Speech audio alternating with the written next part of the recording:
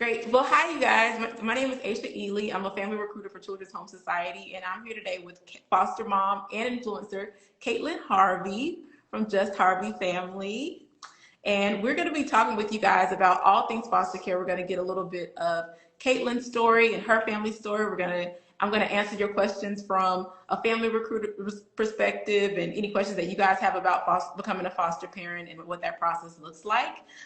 Again, we want to hear from you guys. We want you guys to be a part of this conversation. So definitely feel free to make sure that you drop your questions. What do you want to hear about? What concerns do you have? We want to hear and we want to help you with those answers. If you're someone that wants to learn more and get our introductory guide to becoming a foster parent, make sure you put more in the chat, and somebody will DM that to you after we finish. All right, you ready to jump in, Caitlin? Yes, I'm ready. I'm excited. Thank you, everyone who's here right now. I'm excited to be talking to you. Yeah, we got a good amount of people here today. So let's just kind of start us off from the beginning, where a lot of families, may already be. So what was it that made you want to become a foster parent? So I have actually always wanted to be a foster parent. I know that is not like a common answer, but I read some books as a kid. I read the book The Pinballs by Betsy Byers. I read Three Little Words, which was written by a former foster youth, Ashley Rose Coder, and those books just inspired me. I always wanted to be a foster parent, and when I started dating my now husband, it was like a non-negotiable. He knew when we get married, that's what we're going to do. We're going to be foster parents. Wow. Look, inspiration from a book. So was anybody from your family or had anybody, been a foster parent that you knew or? No, Wow. no one had been a foster parent. Literally from when I was young, I was trying to convince my parents to foster.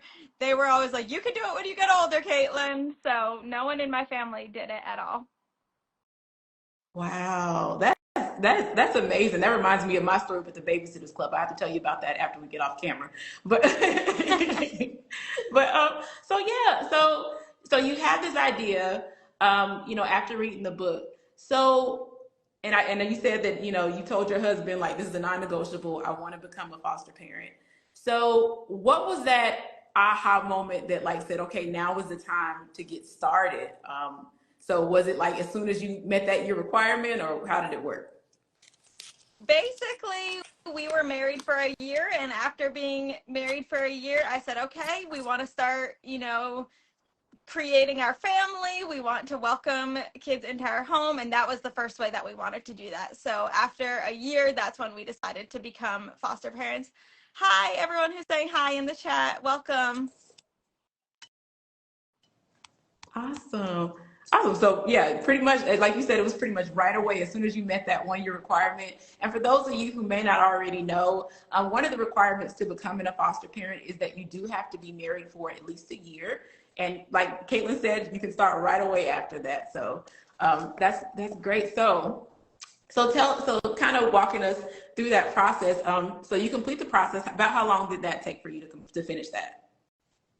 So we contacted Children's Home Society in July. We met with a specialist in July, but we signed up for classes that started in August or September. So we waited a little bit just based on our schedules. And then we were licensed by January. So it probably took like 6 months in total. But some of that was just waiting for classes that fit our schedule the best. Gotcha. Yeah, so I mean that kind of fits right there in that window that we always tell our families that usually it does take about 4 to 6 months to complete that foster care licensing process from the time that you apply to the time that you get licensed. So we felt right in that window. That's awesome. Now let's get to your first placement. So tell us about your first placement and what was that experience like? Okay, yes. So actually our first placement, part of our first placement still lives with us. She's adopted into our family. And I know I see a chat down, a question that says, how much is it to adopt? And we could talk a little bit more about that later. But adoption from foster care is basically free. There might be a few like little fees here or there, but it does not cost to adopt from foster care. But our first placement was our now adopted daughter and her older sister. And we had them together for 4 months before just the family dynamics. Some children went with family, and just there were lots of family dynamic situations to why people went to different households. But the placement overall was great, but it was very overwhelming as a new foster parent to new parent in general. We were new parents. We didn't have kids before, and now we have kids in different schools. We have a middle schooler. We have an elementary school. So definitely at first it was a little overwhelming, and we were very eager. So we were like, we can take whoever. Come on, bring in all the kids that we have. So definitely we have learned we have to be a little more realistic and know what we're getting ourselves into, just in terms of logistics, not in terms of the children at all. Gotcha. Wow. So you guys jump right in, it seems like. So I know that, such a big piece of becoming a foster parenting is that shared parenting piece. So what were some of the ways that you guys kind of participated in shared parenting, if that was still a part of the plan? Yes. So we've actually had 6 foster placements. So I'm just going to talk about shared parenting in general, because in each of our foster placements, it has looked a little different. We have had children be able to reunify with their parents or reunify with grandparents. So, in those situations, we have done shared parenting like almost every day. Our last foster parent placement is home now, but me and his mom still talk every single day. We send pictures to each other, but we have found no matter what the plan is for a child in our home, it is always possible to do shared parenting in some kind of way. So it might not always be directly with a biological family or a biological parent, but it could be with a grandparent, or it could be with an aunt, or it could be with a sibling, an older sibling who maybe has aged out of foster care. So we have always been able to have some type of family relationship with our placements who have been in our home. It just is about finding those family members who you have access to and who you're able to build those relationships with. For sure, yeah. And we definitely want to make sure that we're, keeping those connections that they have to their family members, to extended family members, things like that. So that's awesome that you guys have that approach to shared parenting. Now I want to ask you something, because I know that a lot of families, whenever, the thought comes to fostering, I know I've been here for almost 7 years at CHS. And one of the big hesitations, the big things that I get when I get a call is, hey, what happens if I get attached to this child? So for those families who some of you may be joining and might have that same fear of being attached to the child that you foster, what would you say to that? I would say that you're not doing foster parenting correctly if you are not getting attached to the children that are in your home. And even more than that if you're not getting attached to the entire family. So I know, like I just said, we have relationships with every single child who's ever been in our home, and relationships with their family. Even if the kid is no longer here, we still have a relationship with them and their family in some way or some manner. And that is because we did get attached and we did care for the child as if they were our own child. So, you're not doing your job if you don't get attached, but you also have to love and support the entire family. And I think that is something definitely in our 5 years of foster parenting that we've learned is, you're gaining an entire community when you foster. You're not just gaining a child in your home for a short period of time. You're gaining tons of community members. I could give a quick example. My 4-year-old just had a birthday party last weekend, and 85% of the people at her birthday party were people that we met from foster care. So, we had former foster placements there. We had former kids who we've had in our home there. We had family members of our former placements there. Our adopted daughter, her family was there. So 85% or more of the people at the birthday party were people that we've met through foster care. So you're not just, adding a child to your home for a short period of time. You're getting attached to everyone in their family, everyone in the foster community. So, I think you will get attached, and that's part of being a foster parent. Wow. Look, I mean, you said 2 things that really stuck out to me. One, I really want to be at that birthday party, talk with everybody, who has that interest in foster care. Like I really would have loved to have been there. But also I think, what's something that I try to reiterate to families whenever going through this process is that it's not just about the children that you're supporting, but also you're supporting their family as well. And like you said, it's so important to keep those, connections going with their family members. And ultimately, I think a lot of families fear when it comes to the child being reunified is the fact that, hey, what if that connection, what if, I lose that connection? But in essence, we see so many families similar to yours. Like not only is that child now part of your family, but also their family becomes a part of your family as well. So yes, the family absolutely grows. So you had kind of mentioned how like you've been with CHS for 5 years at this point. And so I know that you told me the other day that you've had 20 different placements, right? Yes, we have 20 different. had six. Yes, we've had six what you would call long-term placements. But those are children who've been in our home from 2 months up to, now forever in our home. But during the foster process, 3.5 years in foster care. And then we've had 14 respite placements. So that means, children that have been here for a weekend or maybe a week, up to a week at a time. Yes.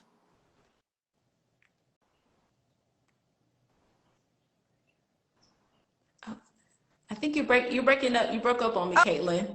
Oh, sorry, everyone. Can you hear me? You're fine. I can hear you now. Okay, perfect. I don't know what happened.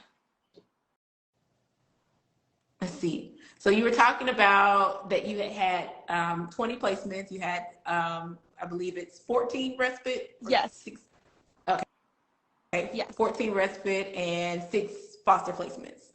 Yes. Awesome. So yeah, you just going back to that, like I know you said you've done respite quite a bit. So for those who may not know, respite is usually more short-term care.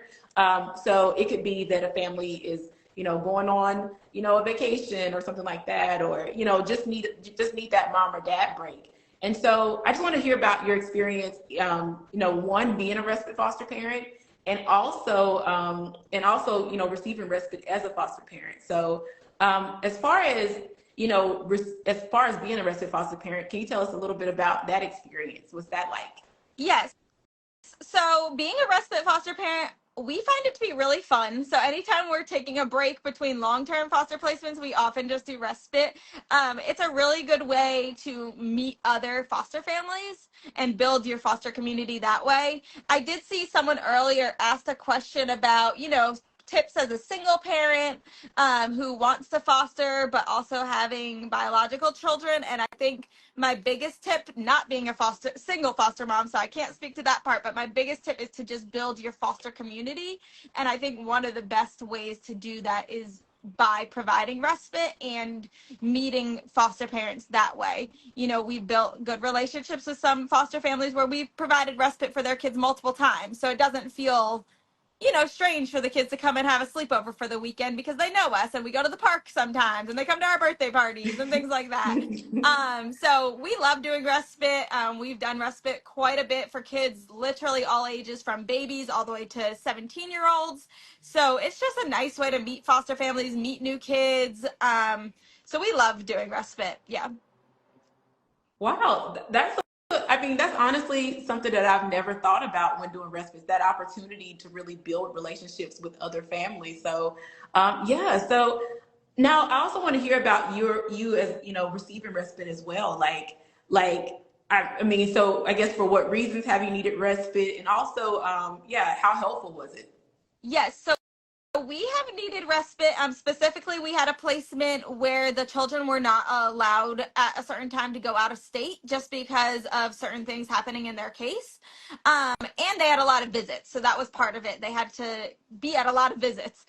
So we had to utilize respite for their case specifically quite a few times. And it was honestly super great once we had met respite providers, like I just said, once we met other foster families, because we built a relationship with them and then we felt comfortable. I didn't want to send my babies at that time off to someone I didn't know, but once we met them, and we typically meet ahead of time, you feel comfortable. And then you felt a lot better when they went off to respite because they have more fun. You know, respite's kind of like, you know, exciting sleepover. So, you know, they always take the fun places to museums and trampoline parks. And so then, you know, we loved being able to use respite because we felt comfortable. We got updates, and it just gives everyone a little bit of break also.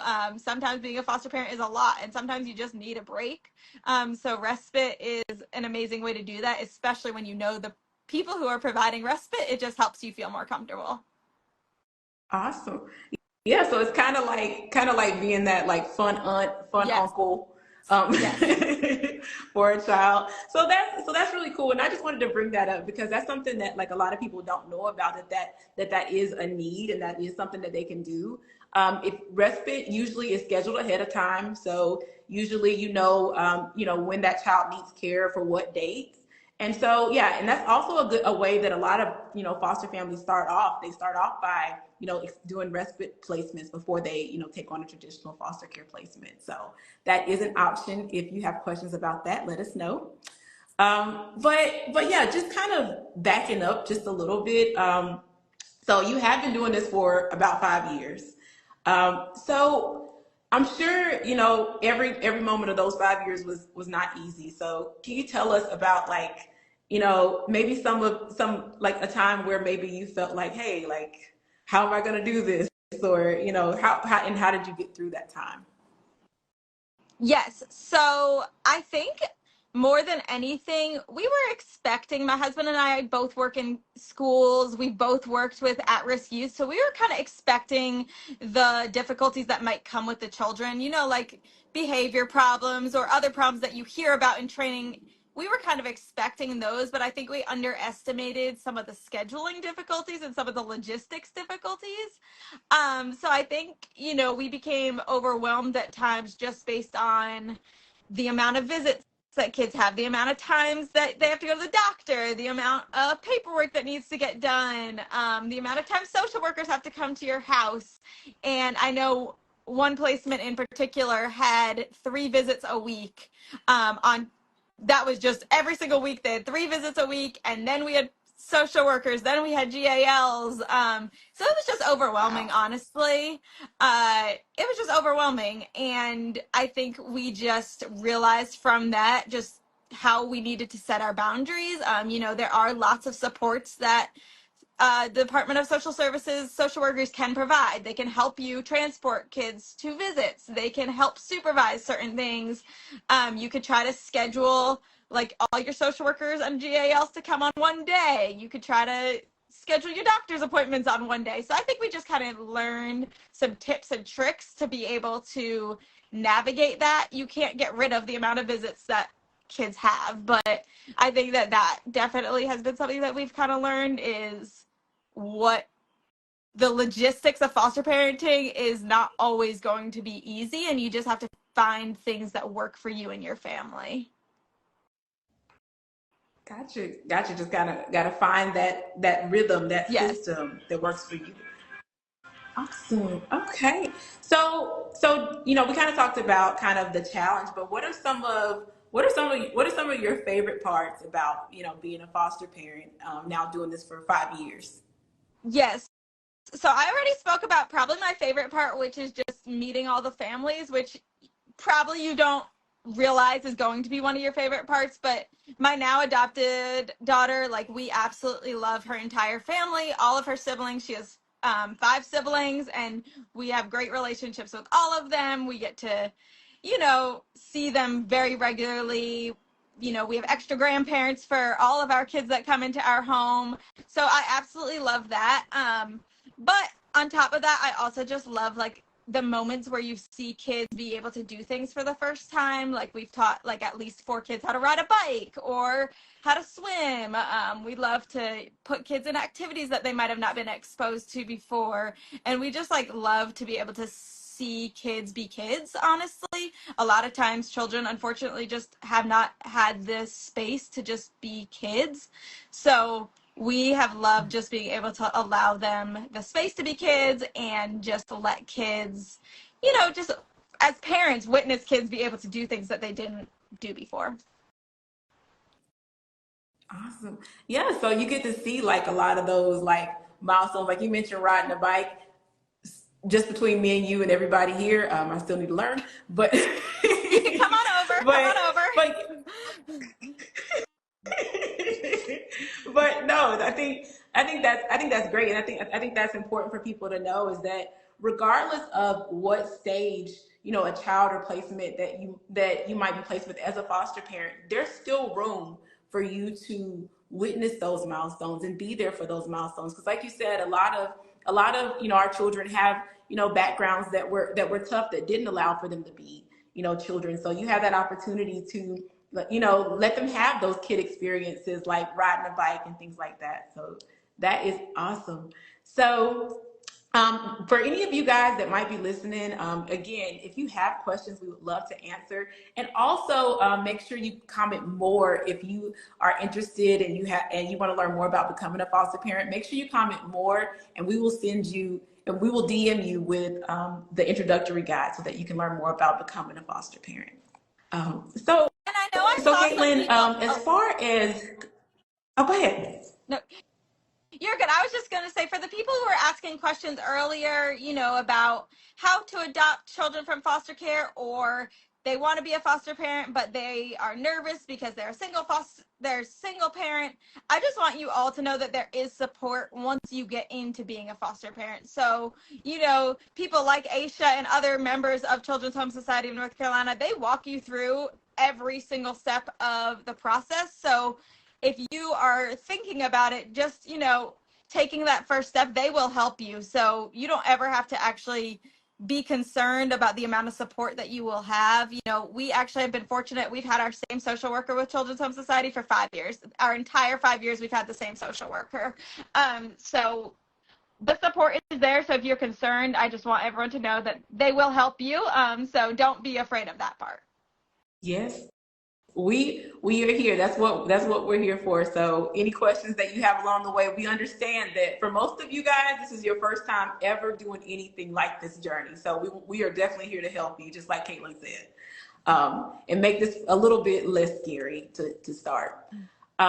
So I know that for a lot of people, this is kind of their introduction, to becoming a foster parent. So I guess for those new families, like what questions would you have them ask themselves before, starting to become a foster parent?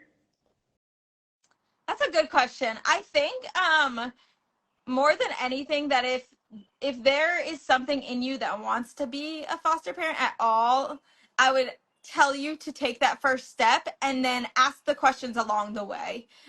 Just because you Mm, sign up to take the training classes, that does not mean that you have to, take a placement right away. Just because you get a placement call or a placement email, that does not mean that you have to always say yes. So I think some people are just so afraid to start the process, that they're like, I'm going to get stuck with something I don't want or a situation I don't feel comfortable with. But I think it's important to know that you can ask the questions every step of the way, and you always have agency in your decisions. And there's always, different points in our life. We've made different decisions based on how many kids we can have in our home, and if we can have a boy or a girl based on what beds we have available. So there's always going to be what if questions. And I think sometimes families get stuck on those what if questions. But you can start the process with a ton of questions in mind, and you're not stuck doing anything. mm. Yeah, I always like praise families who, take the step to even ask a question, because I think that's such an important step that a lot of families don't do. So regardless of where you are in this, whether, it's just something that like has been maybe a lingering thought, or maybe you're at the point where, hey, it's about that time for me to start. Like, we're here to answer any of your questions. So feel free to step forward and ask any questions that you have. So yeah, Caitlin. So I think this is a good place to kind of take questions, or if you have anything else that you would like to add to share with families who are starting this journey. Do you Yeah, have anything else? definitely. I don't have much else. If anyone has any questions, go ahead and drop them in the chat. While people are dropping questions, Aisha, why don't you tell me why you became a foster family recruiter? Oh, Let's see. Got to So, turn I tables. was actually the tables have turned. Yes. Okay. So yeah. So I went to school actually for marketing, and I ended up in sales for a little over a year. And so with that, wait a second. It's been logged out.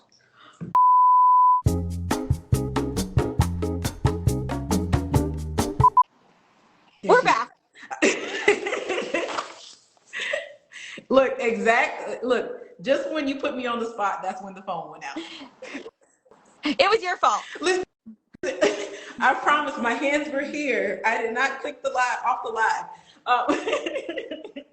But you were asking me, how did I even get into, the line of becoming a foster family recruiter? And so I was telling you that, I was in marketing I went to school for marketing for 4 years.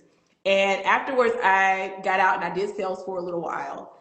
And so after a while, even though the money was great, work environment was cool, it just felt like something was missing as far as, purpose goes. Like I'm selling, whatever, internet, but what does it really mean? So long story short, I had two friends who just so happen to have nonprofits. And so I discovered, especially when I worked with one particular one where we work with youth, that like, hey, like I need to, help, our young people. And so long story short, this job came about, and I mean, my family is everything to me. And just knowing that, children in foster care don't have that, that safe, that loving family. I want that for every child. And that's why I do what I do every day. I love that. I love that. And I like hearing that story. And it's That's so the funny best how people sale. get to foster care in like so many different pathways. You Yeah. can think that you're going in one direction and you go a different direction. So if anyone on this call is thinking that they want to get into foster care in any capacity, just let us know. We could try to point you in the right direction. There's so many different avenues to help children. For sure. For sure. Yeah. And like you said, I never would have imagined, that this would be where I'd be led, but it's been the best. It's been even better than I pictured. So Yeah. Does anyone have any last minute questions for us? Thank you so much for joining us. I know we lost a couple of y'all when we dropped out a minute ago, but I think most of you came back to us. well, I have been given the cue to wrap. So thank you guys so much for tuning in to our live event. Caitlin, it has been so great chatting with you and hearing more about your story. And I'm trying to put your voice together. I'm like, I'm pretty sure I've spoken to you over the phone probably, We during your probably process have, at some point. probably. But well, thank you guys so much for joining in. Again, if you have been listening to the live and you want to learn more about what that process is like of becoming a foster parent, make sure you type in the word "more" into the comment section, and we will DM you the introductory guide so that you can get more information and talk to a family recruiter like myself. And yeah, so we want to thank you guys so much for tuning in, and we hope you guys have a great evening. Thank you all for joining us. Thank you guys. Bye, everyone.